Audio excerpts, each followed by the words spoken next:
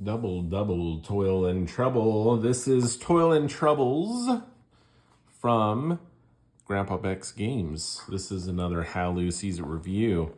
I'd like to thank Grandpa Beck's for sending over a copy for review. This is a game for 2 to 6 players, ages 7 to 99, 20 to 30 minutes to play. Another fantastic game from their line. And it is a simple little push your luck card game, a set collecting game. And the kind of push your luck element is really quite fun.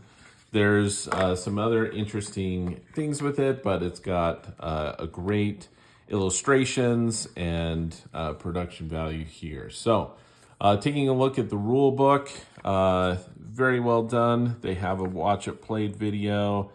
It's very thematic, just like a lot of their, just like all of their rules.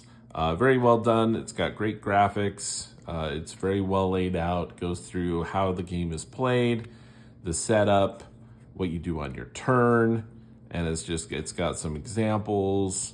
And so it's just really well done. There's some variations on, not variations, but depending on how many players you have playing the game, that's going to dictate how many times you cycle through the deck.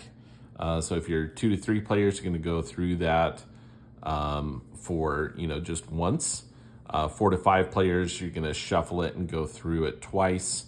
And then with 6 players, you're actually going to go through it 3 times and be able to do that. So, but it's pretty straightforward. The scoring in this one's really simple as well. You got the recipe in this one. This is listed as number 10. This is Grandpa Beck's banana slush, and it's got some fun graphics there. That thank you. And this has some of their other games in here you can check out. I've done quite a few of their, reviewed a lot of their games. I'll probably post some links to some of those in the description of this video.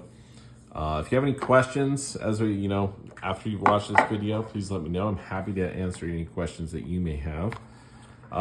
Very simple though. This one here just has this one stack of cards. Of course, you got the cool inside box art as well.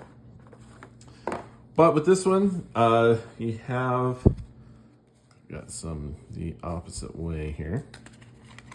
The back of the cards and everything, again, great illustrations. I like the just simple black and white style card. It's great. On the other, you have some very colorful cards with the different suits. There's 3 different colors. Then there's some special cards. As you can see here, these kind of gray. You got cloaks. And then you have some special cards in each of the different colors.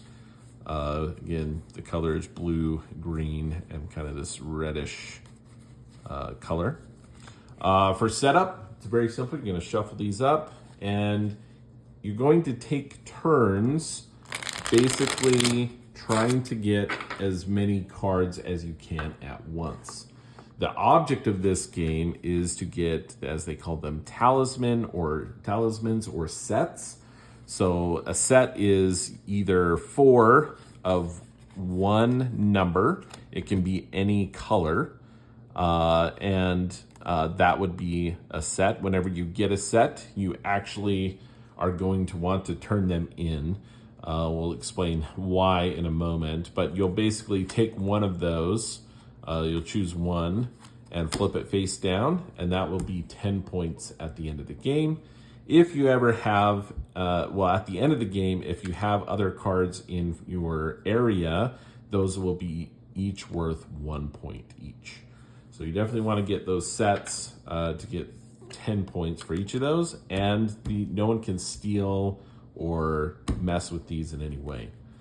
Not so much with these other cards in front of you. There are some ways that with some of those special cards that people can take them or discard them from in front of you.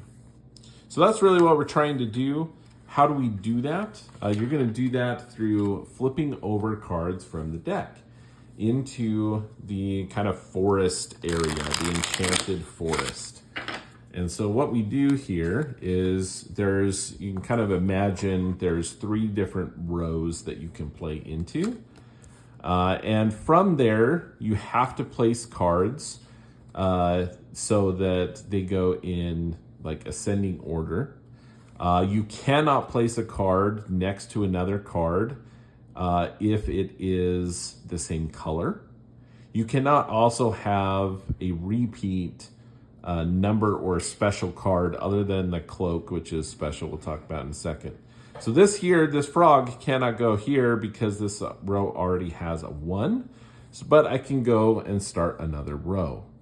There's no rule restrictions based on like this row and that row. It's only, hey, looking at this row, looking at this row, looking at this row. But if I draw another one, okay, we got a 3 here. So this one here, I could either start a new one. I can't place it here. The 3 would work, but it's green, so I can't place it here because it's next to the green. So I could place it here though. That would limit it a little bit just because if a 2 comes up, I wouldn't be able to put it there, right? So could go in this row. So it's all about, hey, I'll just put it down in this row for now because then I could go to either side. All right, we'll continue on. Poison cards. So as you can see here, I'm restricted. I can only place it in this row because these are green. The poison card, we'll talk about in a moment. Basically, most of the cards are going to resolve when they are collected from the forest in front. So I could place that here or here, either way. They do not need to be sequential, so I could place a 2. If a 2 comes up, I can place it here as long as it's not green, right? Oh, another poison card again. So the poison card, there's already a poison card in this row, so I cannot place it in that row. However, I can put it in either of these and continue. So here's a 1. So again, this already has a 1, this already has 1. It has to go here. So you're going to continue flipping, or you can say, I'm done. I'm done with this. So I got poison cards. I got I am done. So when you're done, you're going to collect one of the rows, and you can say, well, I definitely don't want the poisons. I'm going to go ahead and take this row, and I could take these cards and place them in front of me.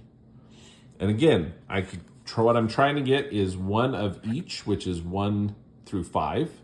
So you have 5 cards, 1 of each number, or I can collect 4 of 1 single number, regardless of color.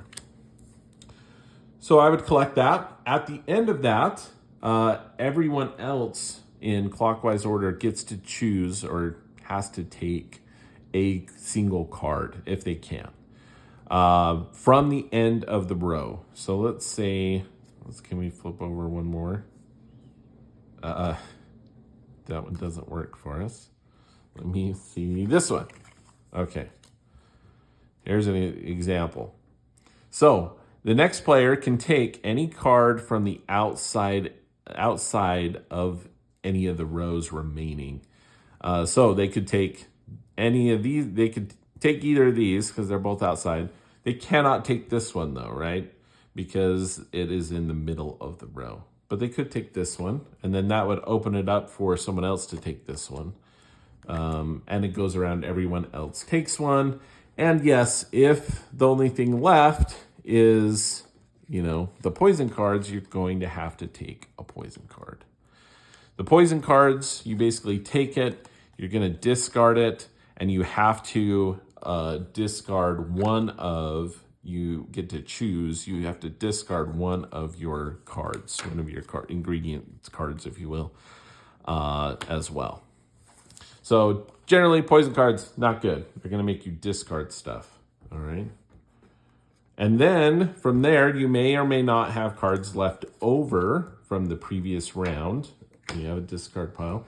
Then you're going to hand this deck to the next player, and they're going to do the same thing. And now it's their turn to kind of push their luck and figure out how to play and where these cards go. And I would tell you what, this is one that again, a lot of the Grandpa Beck games takes some classic or very familiar games that a lot of people are already familiar with and puts a spin on it, has that great art and everything added onto it. This isn't really like anything that I've played before, so I've really enjoyed it. The cloak cards are special cards. They come up, they trigger as you have to play them. So basically they have to cover a card. If there's no other cards out on the table and you pull a cloak, then it's basically you're busting. Whenever you bust, you basically are done. So like this would get discarded and you don't get to collect any cards that round. Everyone else still gets to choose or must take one card. But as it comes up, I have this so I can go ahead and place it over any card. The only thing you can't place it over is another cloak card. You can't cloak a cloak. It already has a cloak on there. It is basically colorless. That's the gray. So it does provide more opportunities, right? So if another 2 comes up, I can now place it in this row. Or again, a red card could go right here because this has a lot more flexibility, right? So that's good. So those come up. The 5, I would love to put it here, but I can't as that's green. So maybe I would start another row. We have a poison, put it there. We have a vanish card. Again, the vanish could go here. So you can have multiple special cards. They just can't be of the same type. The vanish cards, when those are collected, so if someone were to collect this row, they would get this, but then they would need to discard a card.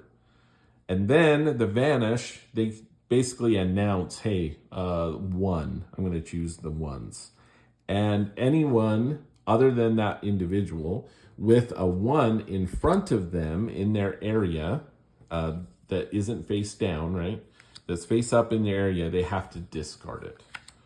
All right. So that is one of those other special cards. We got a 3, which I guess we'll go there. Here's another cloak. We'll do that. 4, so I could go here. All right, go again. There's another 4. So again, can't go here. Already has a 4, already has a 4. It has to go here. So I may stop at this point, right? Whenever you collect cards with cloaks, those cloaks are basically discarded and you get what's underneath it. Sometimes those are things that you don't want, like a poison card, right? And you have to resolve those like normal. People would choose their cards and you would continue on. You're going to play through until you run out of that deck. Again, if you're a 2 to 3 player game, you're going to go through it once. The more players you have, the quicker you're going to go through the deck. Hence, the more times you're going to shuffle up the discard pile and play through again. But it's a great little push your luck game. Let's see here what the other special card is a summon card. So when the summon card is collected, you actually get to basically steal someone else's card. You get to choose from any of the other players, choose one of their cards and bring it into your area. Again, it must be one of their face-up ones. Any that have been collected and flipped over, as those are safe. So, and that's really the game. Again, great artwork, great quality cards, and just a fun concept. I like the gameplay. It's really interesting and fun, kind of push your luck mechanic, and you have all the control as that individual of what these rows are going to look like and how much you want to press your luck to see if you can get more and more cards. So there's some interesting decisions there. as well as, hey, what you are leaving for the other players, as well as like maybe putting poison cards, where you're going to put those if someone's, you know, on the ends, so to kind of block people from taking the cards, or if, hey, you see that the person next to you just needs one more one, I may, you know, try to collect that first. So there's some really interesting kind of decisions to go with there with that as well. But that is Toil and Troubles from Grandpa Beck's Games, and it's a fun one. If you have any questions, put them in the comments below. Thank you again for watching. If you like this video, found it helpful, please consider giving it a like and subscribing to the channel. And we'll see you next time. That is how Lou sees it.